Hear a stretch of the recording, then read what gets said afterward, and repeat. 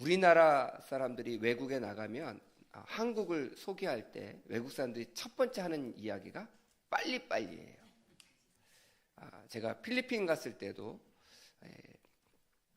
선교팀을 데리고 갔다가 어디 잠깐 관광지를 들렸는데 커다란 구렁이를 갖고 오더니 목에다 걸어주고 사진을 찍으래요.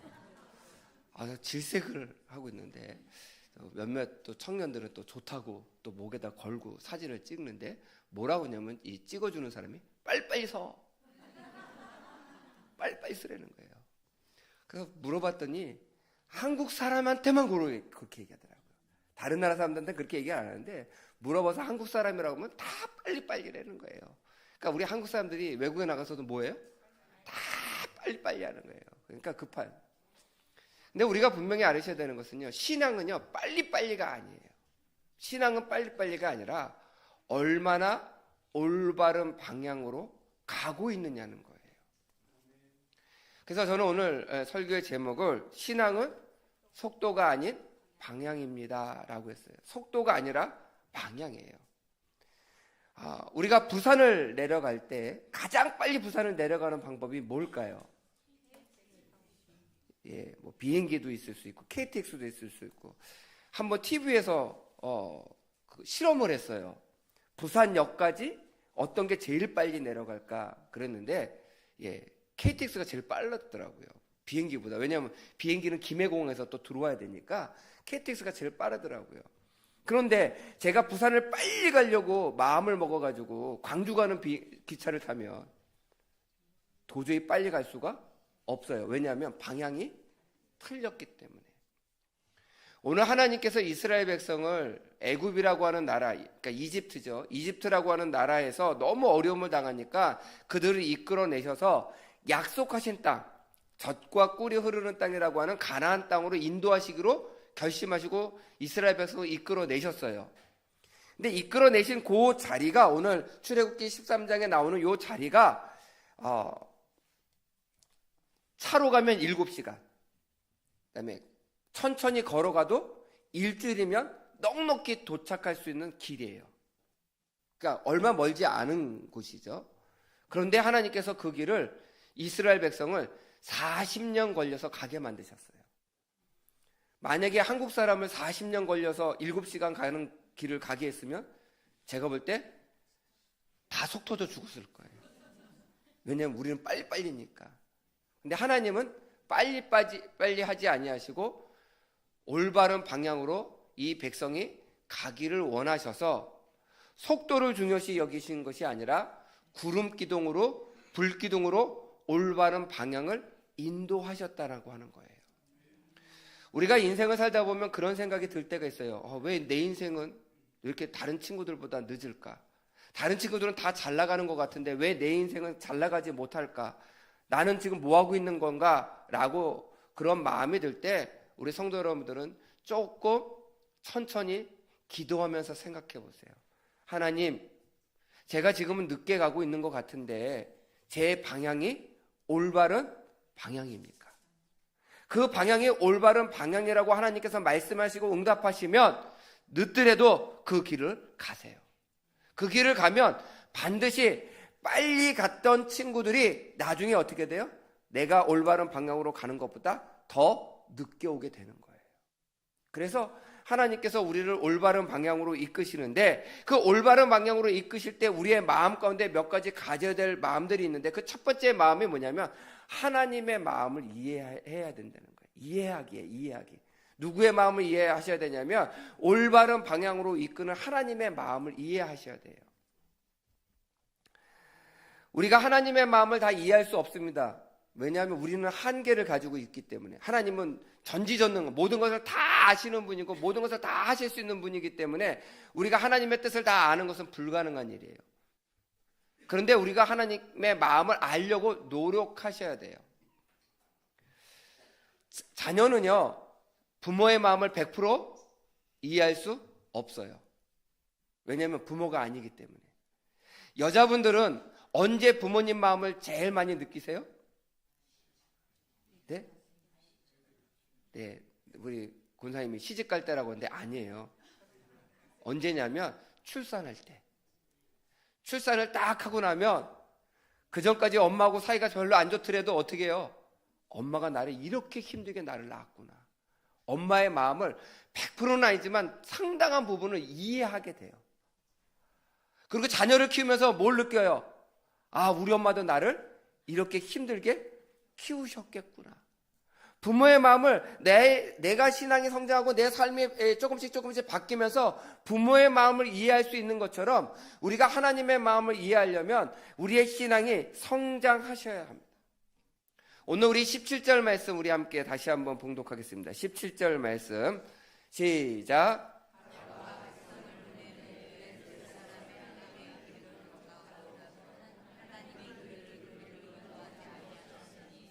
이는 하나님이 말씀하시기를 이 백성이 전쟁을 하게 되면 마음을 돌이켜 애굽으로 돌아갈까 하셨음이니라. 아멘. 하나님께서요, 이스라엘 백성을 가장 빠른 길로 인도하시려면 블레셋이 살고 있는 지역으로 들어가셔야 돼요. 그런데 생각해 보니까 이스라엘 백성은 그 전까지 뭐를 했냐면 벽돌만 구웠어요. 벽돌만 만들었어요, 애굽에서. 근데 벽돌만 만든 사람이 블레셋 땅에 들어가면 블레셋 사람들이 아이고 잘 왔습니다, 우리 땅 언제든지 지나가세요 하겠어요? 아니에요. 전쟁 날 거란 말이에요. 그러면 블레셋 사람들은 맨날 싸우기를 좋아해서 전쟁을 많이 했던 사람이에요. 아주 전쟁의 경험이 풍부한 사람이에요. 근데 이스라엘 사람들은 뭐 했던 사람이라고요?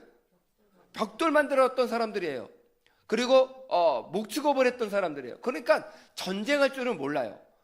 그러면 이스라엘 백성, 물론 하나님이 함께 하시면 이스라엘 백성이 이기겠지만 전쟁을 할 때마다 이스라엘 백성 마음에는 무슨 생각이 드느냐면 우리가 전쟁하다 죽으려고 여기 나왔나?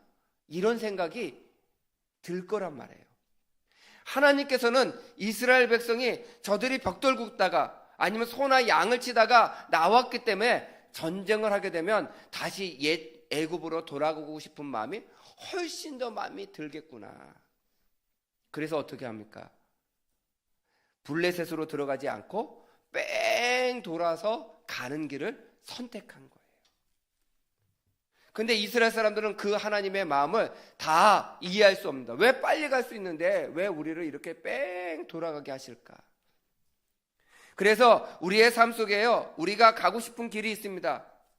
내가 원하는 길이 있어요. 근데 그 일을 하나님이 막으실 때가 있어요. 참, 왜 이 일이 안 되지? 왜 이렇게 안 되지? 이 일이 왜 안 될까라고 하는 그런 마음들이 들 때 우리는 기도하세요. 하나님께서 나를 안전한 길로 인도하시려고 나를 이끌어 가시는 거예요. 나를 이끌어 가시는 거예요. 제가 이 말씀을 가지고 묵상을 하다가 어렸을 때가 생각이 났어요. 어렸을 때 이렇게 동네 집 바깥에서 놀고 있는데 개미떼가 쫙 줄지어서 이렇게 지나가는 거예요. 개미떼는 줄지어서 쫙 지나가잖아요. 그래서 이렇게 보고 있는데 개미떼를 이렇게 보는데 너무 재미난 거예요. 이렇게 보고 있는데 저 위에 그 어떤 아주머니께서 세숫대에 물을 갖고 와서 마당에다가 물을 확 쏟아부은 거예요. 그래서 물이 쫙 흘러 내려오는 거예요. 제가 딱 보니까 그 물이 개미떼 줄을 가운데로 뚫고 가서 개미떼가 쫙 쓸려갈 것 같아요. 어린 마음에 저러다가 개미떼들이 더 물에 휩쓸려가서 죽으면 어떡하나. 그래가지고요, 제가 나뭇가지를 가지고, 조금 높은 나무를 가지고 개미떼 줄을 탁 막고 방향을 틀었어요. 그러니까 개미떼가 오다가 어떻게 해요? 나무에 부닥쳐가지고 그 나뭇가지를 따라서 방향을 틀어서 쭉 가요. 그때 개미떼들이 야, 우리를 구원해 주려고 나무 막대기를 막아줘서 우리를 이렇게 다른 방향으로 이끄는구나 생각했을까요? 아니, 왜 없던 길이 생겼어? 왜 나를, 우리를 이렇게 불편하게 해? 조금 저렇게 갔으면 편한 길인데? 아마 그랬을 것 같아요. 그런데 제 마음은 그 개미떼들을 구하려고 나뭇가지로 그 가는 길을 막은 거예요. 그래서 물이 다 지나간 다음에 그 다음에 그 나뭇가지를 탁 치워줬더니 개미떼들이 다시 그 줄로 쫙 하고 지나가더라고요. 지나가면서 저에 대한 고마움에 아유 감사합니다, 우리 개미떼들을 살려주셔서 인사하고 갔을까요? 제가 아무리 쳐다봐도 인사하고 가는 개미가 한 마리도 없더라고요. 왜 그러냐면 제 마음을 알 수 없기 때문에. 근데 우리는 하나님의 성품을 받았잖아요. 하나님의 마음을 조금이라도 받았잖아요. 그래서 우리는 무엇을 알 수 있느냐? 내 인생에 안 되는 일들이 계속 반복되어서 진행될 때, 하나님께서 나를 안전한 길로 가시기 위해서 이 길을 잠깐 막고 있구나. 언젠가는 그 길을 열어주시거나 아니면 다른 방향으로 이끄실 터인데, 그 방향으로 갈 때는 그 방향이 올바른 방향이고 가장 안전하고 가장 합리적인 방향의 길이구나.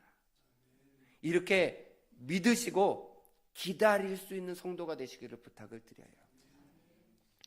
고린도전서 13장 11절에 이런 말씀이 있습니다. 내가 어렸을 때 말하는 것이 어린아이와 같고 깨닫는 것이 어린아이와 같고 생각하는 것이 어린아이 같다가 장성한 사람이 되어서는 어린아이의 일을 버렸도다.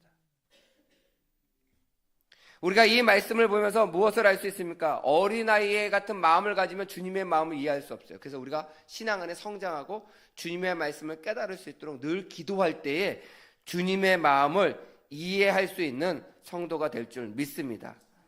두 번째는 하나님께서 인도하심을 따라 가시기를 부탁을 드려요. 하나님께서 인도하시는 방향으로. 아까 제가 개미가 지나갈 때 나뭇가지로 막았습니다.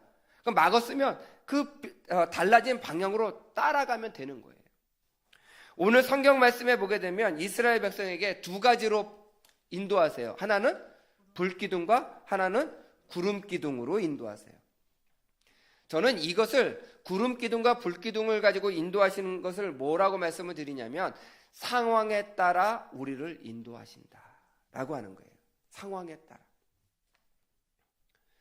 저도 이 성경 말씀을 볼 때는요, 구름기둥, 불기둥, 아멘 그랬는데 진짜 구름기둥으로 왜 인도하시는지, 불기둥으로 왜 인도하시는지 그 이유를 알게 됐어요. 성지순례를 갔다 오고 나서. 성지순례를 가보니까요, 광야에, 그러니까 사막이죠. 사막에 낮에 뜨거울 때 온도가 60도예요. 물론 습기가 없어서 막 덥다라고 막 후덥지근하다, 우리나라 같은 더위는 없지만 여러분들 때학부터 그냥 나가보세요. 정말 머리 다 벗겨져요. 그 정도로 뜨거워요. 감당할 수가 없어요. 근데 구름기둥을 딱 세우셨다라고 하는 것은요, 구름기둥이라고 하는 것은요, 해를 가리셨다는 거예요. 해를 가리면 참 신기한 것은 그 사막에 떼약볕인데 나무 그늘 밑으로 딱 들어가면 시원해요. 기가 막히게 시원해요. 그러니까 하나님께서 이스라엘 백성을 낮에 이동을 시키셔야 돼요. 사실은 이 광야 사람들은요, 낮에 이동하는 사람은 없습니다. 왜냐하면 목숨이 위태롭거든요. 그래서 거의 다 밤에 이동해요. 근데 하나님은 이스라엘 백성을 낮에 이동하도록 만드실 때도 있다는 거예요. 그러면 그 낮에 이동하실 때는 어떻게 해요? 구름기둥으로 해를 가려주셔야지만 이동할 수 있었어요. 그래서 구름기둥을 하신 거예요. 밤에는 왜 불기둥이냐? 밤에는 깜깜하잖아요. 깜깜하니까 불이 없이는 볼 수가 없는 거예요. 그래서 그 불을 지펴주시는데, 또 하나는 뭐냐면 사막은요, 저녁이 돼서 해가 떨어지잖아요. 그러면 굉장히 추워집니다. 하나님께서 이스라엘 백성을 춥지도 않게, 그리고 그 가는 길도 자기 발밑도 밝아서 주님께서 이끄시는 대로 잘 따라갈 수 있도록 만들어 주셨다라고 하는 거예요. 이 두 가지를 우리가 잘 생각하면 바로 그겁니다. 하나님은 우리의 상황에 따라 어떨 때는 구름기둥으로, 어떨 때는 불기둥으로 인도하신다는 거예요. 하나님께서는요, 이스라엘 백성을 낮에만 이동하도록, 밤에만 이동하도록 만드신 것이 아니라 언제든지 이동할 수 있도록 우리들을 만들어 주셨다는 거예요. 그래서 때로는 요 자리는 밤에 이동하는 게 안전해. 그럼 밤에 이동하게 하셨고요. 요 자리는 밤에 가는 게 더 편할 수는 있을지 모르지만 위험할 수 있어. 그러니까 낮에 가는 게 더 좋아. 그러면 구름기둥을 통해서 낮에 가도록 우리를 만들어 주셨다는 거예요. 그래서 우리의 삶 속에 하나님께서 우리들을 이끌어 주시는데, 아까 말씀드렸죠. 차로는 7시간, 걸어가면 일주일이면 넉넉히 갈 수 있는 거리를 40년 동안 갔으니까 얼마나 속이 터졌겠어요. 그런데 하나님께서 그 40년 동안 이스라엘 백성을 이끄시면서 놀라운 은혜를 주셨는데, 그 몇 가지 은혜를 주셨는데, 그 몇 가지 은혜가 뭐냐면, 첫째는 만나를 매일 새벽에 주셔서 배고픔이 없게 하셨다. 이게 첫 번째 은혜예요. 그래서 우리 성도님들이 이 은혜를 잘 새겨보셔야 되는데 뭐냐면, 우리가 하나님께서 인도하심을 따라 살면 날마다 채워주시는 은혜로 배고픔 없이 살아갈 수 있다는 거예요. 두 번째는 어떤 은혜를 주셨느냐, 오늘 성경 말씀에 보게 되면 뭐라고 말씀하셨냐면, 그들의 옷이 헤어지지 않았대요. 우리 성도님들은 봄 되면 이제 봄의 옷으로, 여름 되면 여름 옷으로, 가을 되면 가을 옷, 또 겨울 되면 겨울 옷으로 이렇게 갈아입으시잖아요. 이스라엘 백성은 40년 동안 단벌 신사인 거예요. 왜? 헤어지지 않았어요. 제대로 물이 많아서 빨지도 못했어요. 근데 여러분들 40년 동안 옷을 입었는데 헤어지지 않는 옷이 있을까요? 하나님께서 날마다 인도하셔서 더럽지 않도록, 헤어지지 않도록 섬세하게 그들을 만져주셨다는 거예요. 그래서 우리의 일용할 양식을 하나님께서 다 채워주셨다. 세 번째 은혜가 있는데 그 세 번째 은혜는 무엇이냐면, 하나님께서 우리들의 발을 부르트지 않도록 만들어 주셨다는 거예요. 성경 말씀에 이 이스라엘 백성은요, 신발이 헤어지지, 히브리서의 말씀에는 신발이 헤어지지 않았다라고 표현되어 있고요, 출애굽기 말씀에는 뭐라고 되냐면 발이 부르트지 아니했다. 지금 우리 성도님들은 정말 좋은 시대를 살고 있잖아요. 운동화도 있고 구두도 있고 뭐 여러 가지 형태의 기능화도 있고, 그거를 신고 매일 걸어도 힘든데 이스라엘 백성은 사막이라고 하는 곳을 슬리퍼 같은 거 신고 걸었어요.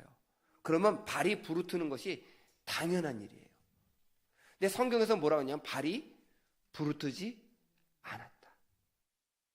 몇 년 동안요? 40년 동안. 저는 그거를 이렇게 표현하고 싶어요. 하나님이 인도하시는 동안에는 부족함이 없었다. 우리 따라하세요. 하나님이 인도하시는 중에는 부족함이 없었다. 아멘. 예, 이걸 믿으셔야 돼요. 아유, 하나님 아닌데요. 저는 하나님 말씀대로 살려고 노력하는데 부족함이 참 많던데요. 물질적으로도 어렵고요, 너무나도 삶이 어렵고요, 너무나도 괴로운 일이 너무너무 많아요. 그러나 하나님께서는요, 여러분들을 반드시 좋은 길로 인도해 주실 줄 믿으세요. 구름 기둥으로, 불 기둥으로. 속도를 따지면 우리는 하나님이 내 기도를 들으시지 않은 것 같은 생각이 들 때가 많습니다. 그런데 하나님께서 나를 올바른 방향으로 이끄신다라고 믿으면 하나님께서 반드시 나를 날마다 채워주시는 은혜로 부족함이 없도록 나를 만들어 주실 줄 믿으시기 바랍니다. 그런 은혜가 우리 새샘의 성도님들에게 있으시기를 간절히 축원드립니다. 마지막으로는 하나님께서 주시는 은혜를 누리며 감사하며 살아가시기를 부탁을 드려요. 동행하시는 하나님의 은혜를 우리가 누리셔야 되는데요, 우리 신명기 8장 3절 4절 말씀 제가 봉독하겠습니다. 너를 낮추시며 너를 줄이게 하시며 또 너도 알지 못하며 내 조상들도 알지 못하던 만나를 내게 먹이신 것은 사람이 떡으로만 사는 것이 아니요 하나님의 여호와의 입에서 나오는 모든 말씀으로 사는 줄을 내가 알게 하려 하심이라. 내 이 40년 동안에 내 의복이 헤어지지 아니하였고 내 발이 부르트지 아니하였느니라. 제가 아까 말씀드렸죠, 세 가지 은혜. 주께서 이렇게 말씀하셨어요. 그러면 우리가 이런 은혜를 받을 때마다 하나님 감사합니다. 감사를 표현하며 사셔야 돼요. 감사를 표현하면서. 제가 어렸을 때 성경을 읽으면서요, 출애굽기 말씀을 읽으면서 이해가 안 되는 게 있었어요. 특별히 만나의 은혜를 주시는 게 이해가 안 됐어요. 하나님 주시려면 한 달에 한 번 왕창 주셔서, 그리고 왜 굳이 사막을 나가서 주워와야 됩니까?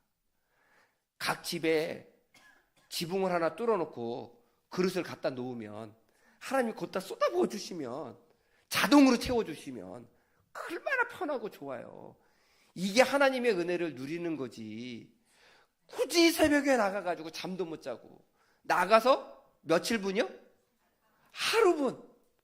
하나님은 왜 날마다 나를 아침 새벽에 잠도 못 자게 만드셔가지고 날마다 나가가지고 나를 그 만나를 주워 갖고 오게 하고, 또 안식일 전날은 이틀분 주워 갖고 오게 하시고, 또 어떤 날은 내가 좀 부지런 떨어가지고 좀 많이 주워 왔다서 시커 먹고 남겼더니 벌레가 생겨서 먹지도 못하게 만드시고, 아니 하나님, 내가 살다 보면 아플 때도 있고 기분이 좋을 때도 있고 차이가 있을 수 있으니까 좀 저장할 수 있는 은혜를 주세요.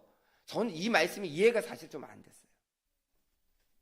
근데 제가 목회를 하면서 깨닫게 된 것이 무엇이냐면, 하나님께서 날마다 이렇게 주시는, 새벽마다 광야에 나가서 우리가 노력해서 그것을 얻어 갖고 들어와서 먹을 수 있도록 만드신 은혜가 뭐냐면, 그것을 통해서 하나님이 날마다 내가 너와 함께 한다라고 하는 것을 경험하기를 원하셨다는 거예요.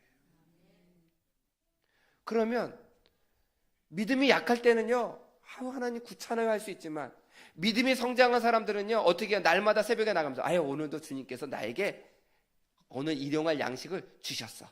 내가 30분만 나가서 하나님께 기도하면 하나님께서 오늘 3시간 30분을 넉넉하게 지켜주실 것이야. 이게 만나의 은혜인 거예요. 내 인생에 새벽에 30분만, 1시간만 투자하면 내 인생의 나머지 23시간을 하나님께서 부족함 없도록 살 수 있도록 만들어 주시겠다라고 하는 것이 하나님의 은혜라는 거예요. 그래서 그 1시간을 나가면서 뭐라고 기도하셔야 되냐, 뭐라고 감사하셔야 되냐. 하나님, 1시간을 주님께 드립니다. 24시간의 축복을 주세요. 얼마나 좋으세요? 내가 1시간을 드리면 하나님이 23시간을 넉넉히 살 수 있는 은혜를 주시겠다라고 하는데, 1시간을 투자 못할 이유가 뭐가 있겠어요? 그래서 이스라엘 백성이 매일 아침마다 어떻게 해요? 새벽에 나가서 만나를 가지고 오는 거예요. 아까 말씀드렸죠? 옷이 헤어지지 않습니다. 어떤 분들은 하나님 귀찮아요. 저 이거 지겨워 죽겠어요. 이 옷. 좀 딴 옷 좀 입고 싶어요. 제가 교복 자유라 세대 첫 번째 세대인데요. 제가 교복을 입다가, 옛날에 그 검정색 교복 있잖아요. 모자도 쓰고 이렇게 후크도 하고, 일제시대의 그 교복을 제가 입다가 제가 중3 때 교복 자유라가 됐어요. 근데 제가 다니던 학교는 교복 자유라 시범학교라고 그래서 2학년 때, 중학교 2학년 때 그 시범적으로 1년 동안 먼저 입었는데, 월요일, 화요일, 수요일은 교복을 입고요. 목요일, 금요일, 토요일은 사복을 입는 날이에요. 교복을 입는 날은 다 괜찮은데 사복 입는 날은 애들이 다 지각해요. 왜 지각할까요? 옷 고르냐고. 그리고요, 그 당시에 아주 유명한 청바지가 나왔어요. 기억하시는 분들 계시겠지만, 아시는 분들은 나이가 참 있으신 분들이에요. 조다시라고 하는 청바지랑 리바이스라고 하는 청바지가 그때 탁 나왔는데, 저는 그런 청바지 말고요, 남대문표 청바지를 입었거든요. 조다시라고 하는 청바지는요, 그 청바지 그 실이요, 하얀색 실이었어요. 그래서 저 멀리서도 딱 눈에 띄는 거예요. 그러면 그게 그 당시에 꽤 비쌌거든요. 한 반에 1명 내지 2명밖에 안 입어요. 70명, 한 반에 70명이었는데 한 명이 그거 입고 오면 난리가 나는 거예요. 그러면 나머지 애들이 집에 가서 뭐 하겠어요? 엄마한테 사달라고. 안 사주면 학교 안 간다고. 그래서 사복 입는 날은 꼭 애들이 지각이 많아요. 교복 입는 날은요, 지각할까요, 안 할까요? 안 해요. 할 필요 없어요. 너나 나나 다 똑같은 거예요. 다 똑같은 거예요. 제가 그 경험을 하고 나서 이 말씀을 보니까 참 새롭게 들리더라고요. 하나님이 한 벌을 단벌로 했기 때문에 출발 그러면 옷 안 갈아입어도 갈 수 있는 거예요. 그렇잖아요. 하나님께서 인도하실 때 언제든지 순종할 수 있도록 한 벌을 헤어지지 않도록 만들어 주셨다. 그런 은혜가 있다는 거예요. 그래서 하나님, 나에게 한 벌 주셨는데 헤어지지 않은 은혜를 주심을 감사합니다. 사렙다 가부에게 기름병에 그 기름을 채워주실 때 그 준비된 그릇에다 다 기름을 부었고 가득 찬 다음에 그 기름이 끝났어요. 무슨 마음을 가졌을까요? 그릇을 더 많이 갖고 올 걸. 이건 믿음이 좀 적은 사람들. 믿음이 성장한 사람들은 뭐라고 이야기했냐? 하나님 감사합니다. 이렇게라도 채워주심을 감사합니다. 이렇게 나에게 주신 은혜에 감사하며 살면 하나님이 나와 동행하시고 나와 함께 하신다는 것을 우리가 늘 경험할 수 있는 거예요. 마지막으로 내 발을 부르트지 않게 해주셨다. 우리들의 삶 가운데 건강할 수 있는 은혜를 주심을 우리 성도님들 감사하시기를 부탁을 드립니다. 제가 전에 한번 운전을 하다가 갑자기 배가 너무 아픈 거예요. 막 감당할 수 없을 정도로 통증이 심해서 교회로 출근을 하다가 차를 돌려서 근처에 있는 병원을 갔어요. 너무너무 아파서. 그래서 주차장에다 나 차를 세우지도 못하고 그 병원 입구에다 차를 세우고 문을 열었는데 이제 경비가 나온 거죠. 여기 세우면 안 됩니다 하려고 하는데 제가 문도 못 열고 내리지를 못하니까 이 사람이 깜짝 놀라서 이제 그 휠체어를 갖고 와서 이제 저를 앉혀서 수속이고 뭐고 없이 그냥 바로 응급실로 이제 데리고 갔어요. 그러고 나서 응급실에 가도 한참 기다리잖아요. 그냥 저 아프다고 막 이제 소리를 지르고 너무너무 아프니까 막. 그러더니 의사가 오더니 뭐 이렇게 여러 가지 진찰해 볼 때 괜찮다는 거예요. 이상이 없는데 왜 이렇게 아프냐는 거예요. 그러더니 막 배도 눌러보고 막 그러더라고요. 그런데 아프다고 하는데도 괜찮다고만 하고 기다리라고 하고. 그러다가 교수님이 내려오셨어요. 근데 이 환자 뭐냐고 그랬더니 배가 아프다고 저렇게 왔는데 자기가 볼 때는 아무 이상이 없는데 왜 이렇게 아프다고 하는지 모르겠다고. 근데 그 교수가 와서 손으로 배를 딱 누르는데 너무 아픈 거예요. 막 기절할 정도로 아픈 거예요. 그래서 소리를 빽 질렀더니 맹장 터지게 생겼는데 뭐 하냐고. 긴급수술 준비하라고. 그래서 제가 맹장 긴급수술을 받았어요. 뭐 정신이 없더라고요. 이 맹장이 아프니까요. 막 식은땀도 막 줄줄줄 나고요. 막 이 다리가 가슴에 붙어가지고요. 떨어지질 않더라고요. 정말 아프더라고요. 네, 수술을 받는데 간호사가 와서 이렇게 신상을 막 묻더라고요. 그러면서 뭐라 하냐면 직업이 뭐세요? 아파 죽겠는데 직업이 뭐세요? 근데 순간 뭐라고 대답을 해야 되나? 그때 제가 전도사였는데 전도사예요. 그때 그럼 교회에서 일하시는 분이죠? 네. 그러시구나. 그럼 잘 참으시겠네요. 그다음부터 아프다 소리 못해요. 그다음부터 제가 걱정이 하나 생겼어요. 무슨 걱정이 생겼냐면 마취 깰 때 그 사람의 본성이 드러난다며요. 그게 걱정이 되는 거예요. 정말 하나님, 제가 그때부터 기도했어요. 아파는 죽겠는데 하나님, 저 이제 수술 받으러 들어가는데 하나님 수술 받고 나올 때 헛소리하지 않게 해주세요. 정말. 왜냐하면 그걸 안 물어봤으면 부담이 없었을 텐데 물어봤잖아요, 간호사가. 그러면서 이 간호사가 계속 얘기하는 거예요. 이분 전도사래요. 잘 참을 것 같아요. 막 이제 의사한테도 얘기하고 막 이제 얘기를 하니까 그다음에 이게 마음에 부담이 돼가지고 나는 아파 죽겠는데 뭐 그거 신경 쓰기도 힘들어 죽겠는데 속으로 기도하는 거. 하나님 수술 잘 받게 해주세요도 아니에요. 하나님 수술 끝나고요. 제가 마취를 깰 때 헛소리하지 않게 해주세요. 제가 전도사답게 수술 마취 잘 깰 수 있도록 도와주세요. 정말 얼마나 열심히 기도했는지 몰라요. 수술 잘 받게 달라는 기도 하지도 않았어요. 그리고 이제 수술을 받았어요. 몽롱해 죽겠는데 의사가 나가는 모습도 보고 뭐 좀 있더니 간호사가 막 얼굴을 쳐서 깨우더라고요. 그랬더니 이름이 뭐냐고 물어봐서 대답을 했더니 이제 그렇게 끌고 나와요. 그 다음에 정신이 하나도 없더라고요. 막 그런 이제 입원실로 딱 가자마자 제 아내가 그때 딱 보더니 수술 잘 됐대. 뭐 이제 이런 얘기를 하더라고요. 제가 첫 번째 물어봤어요. 나 뭐라고 얘기했어?